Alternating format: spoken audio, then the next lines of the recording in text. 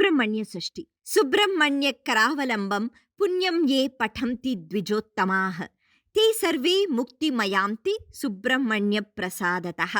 సుబ్రహ్మణ్య కరావలంబం ఇదం ప్రాతరుత్థాయ యః పఠేత్ కోటిజన్మ కృతం పాపం తతక్షణాదేవ నశ్యతి.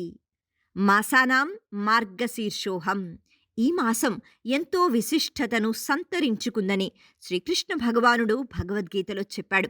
తారకాసుర సంహారం కోసం దేవతల కోరిక మేరకు పరమశివుని అంశతో మార్గశిర శుద్ధ షష్ఠి నాడు సుబ్రహ్మణ్యేశ్వర స్వామి జన్మించారు. ఈ రోజున శ్రీ సుబ్రహ్మణ్య షష్ఠిగా వ్యవహరిస్తారు.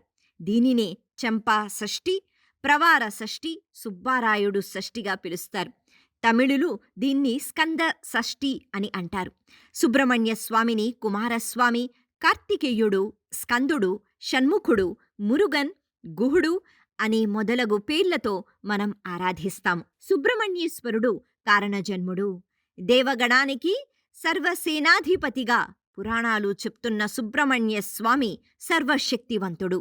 దేవేంద్రుడు మార్గశిర శుద్ధ షష్ఠి నాడు దేవసేనతో సుబ్రహ్మణ్యేశ్వర స్వామి వారికి అత్యంత వైభవంగా వివాహం జరిపించారు. ఈరోజు పుట్టలో పాలు పోస్తే సర్పదోషాలు తొలగిపోతాయని నమ్మకం. ఈ పుణ్యదినం నాడు భక్తులు ఉదయాన్నే స్నానం చేసి ఏ ఆహారము తీసుకోకుండా తడిబట్టలతో సుబ్రహ్మణ్య స్వామి ఆలయానికి వెళ్లి పాలు, పళ్ళు, పువ్వులు, వెండి పడగలు, వెండి కళ్ళు మొదలైన మొక్కుబడులు సమర్పించుకుంటూ ఉంటారు. సర్పరూపుడైన సుబ్రహ్మణ్యేశ్వరుడు కుజునకు అధిష్టాన దైవం. సర్వశక్తిమంతుడు అయిన సుబ్రహ్మణ్యేశ్వర స్వామి కరుణామయుడు, దయాహృదయుడు, పిలిచిన వెంటనే పలికే దైవం. మానవుని దైనందిన జీవితంలో కుజునికి అత్యంత ప్రాధాన్యముంది. మన శరీరంలో ఉండే కుండలిని శక్తికి సుబ్రహ్మణ్య స్వామి అధిష్టాన దైవం. పురుషుల్లో ఉండే శుక్ర కణాలకు కూడా సుబ్రహ్మణ్య స్వామి కారకుడు. శరీరంలో ఉండే కుండలినికి చాలా శక్తి ఉంటుంది.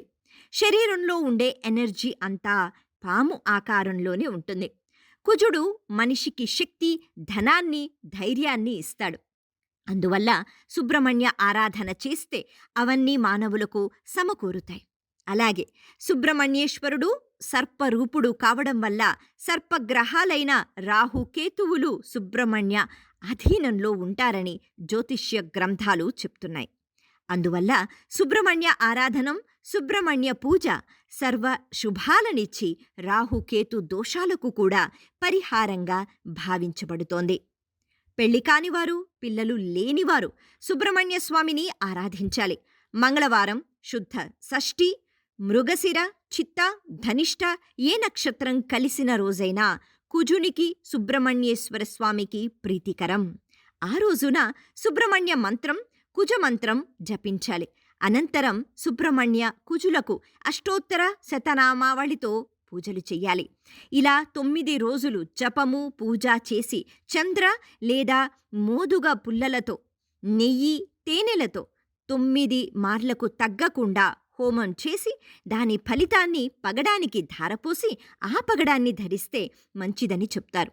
ఇందువల్ల కుజగ్రహ దోష పరిహారం జరిగి సుబ్రహ్మణ్యేశ్వర స్వామి అనుగ్రహం కూడా కలుగుతుందంటారు. ఈ పూజ అనంతరం సర్ప సూక్తం లేదా సర్ప మంత్రాలు చదవడం వల్ల ఇంకా మేలు జరుగుతుంది. ఈ స్వామి ఆరాధనం వల్ల నేత్రరోగాలు, చర్మ వ్యాధులు తగ్గుతాయని, పెళ్లి కాని వారికి వివాహం జరిగి సత్సంతాన సౌభాగ్యం కలుగుతుందని, ఆయురారోగ్య ఐశ్వర్యములతో వర్ధిల్లుతారని భక్తుల విశ్వాసం. అలా సంతానం కలిగిన వారు శ్రీ స్వామివారి సహస్రనామాలలో ఇష్టమైన పేరుని వారి బిడ్డలకు పెట్టుకుంటారు. జాతకంలో కుజదోషం, కాలసర్పదోషంచే సకాలంలో వివాహం కానివారు వల్లీ దేవసేన సమేత సుబ్రహ్మణ్యేశ్వర స్వామి కళ్యాణాలను ఈ షష్ఠి నాడు చెయ్యటం కనిపిస్తుంది. తమిళనాడు ప్రాంతాలలో ఈ రోజున కావడి మొక్కును తీర్చటం కనిపిస్తుంది. షష్ఠి నాడు కుమారస్వామి ఆలయానికి కావడి మోసుకుని పోవడమే దీనిలోని ప్రధాన అంశం. ఈ కావడిలో ఉండే కుండలను పంచదారతోనూ పాలతోనూ నింపుతారు. కావడిలో మోసేవి వారి వారి మొక్కును బట్టి ఉంటుంది. ఈ పండుగ చాలా ప్రసిద్ధి చెందింది. నాగ ప్రతిష్ఠ చేసిన వారికి సంతానం కలుగుతుందనే నమ్మకం భక్తులలో ఉంది. సంతాన ప్రాప్తి కోరే స్త్రీలు వెండి సర్పానికి సుబ్రహ్మణ్య, కేతు మంత్రాలతో 21 మార్లు పాలతో అభిషేకించి ఆ పాలను సేవిస్తే సత్సంతానం కలుగుతుందని మహిళా భక్తుల ప్రగాఢ విశ్వాసం. అలాగే ఏదైనా పుట్టకు నమస్కరించి పుట్ట చుట్టూ 21 లేదా 108 మార్లు మండలం పాటు అంటే 40 రోజులు ప్రదక్షిణాలు చేస్తే సంతానం కలుగుతుందని అంటారు.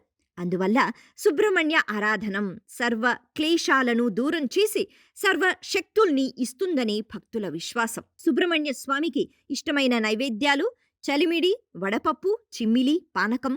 సుబ్రహ్మణ్య స్వామికి ఇష్టమైన పూలు మొగలి పువ్వులు, సంపంగి, మోదుగ, గన్నేరు, ఎర్రమందారం. భక్తులు ఉపవాస దీక్షను స్వీకరించి సాయంత్రం విరమించి ఒక పూట మాత్రమే భోజనం స్వీకరించాలి. ఇందులో తప్పనిసరిగా ఉల్లి మరియు వెల్లుల్లి లేకుండా సాత్వికమైన ఆహారాన్ని మాత్రమే ఆరగించటం వలన వారు కోరుకున్న కోరికలు నెరవేరుతాయని భక్తుల ప్రగాఢ విశ్వాసం. ఒక చేతిలో మహాశక్తి ఆయుధాన్ని, మరొక చేతిలో ప్రకాశవంతమైన వజ్రాయుధాన్ని, ఇంకొక చేతిని కట్టిపై ఉంచి మరొక హస్తంతో అభయ ప్రదానం చేస్తున్న సుబ్రహ్మణ్యేశ్వరుని యథాశక్తిగా పూజించి ఆయుర ఆరోగ్య ఆనంద ఐశ్వర్యాన్ని పొందండి. సర్వే జనాః సుఖినో భవంతు. స్వస్తి.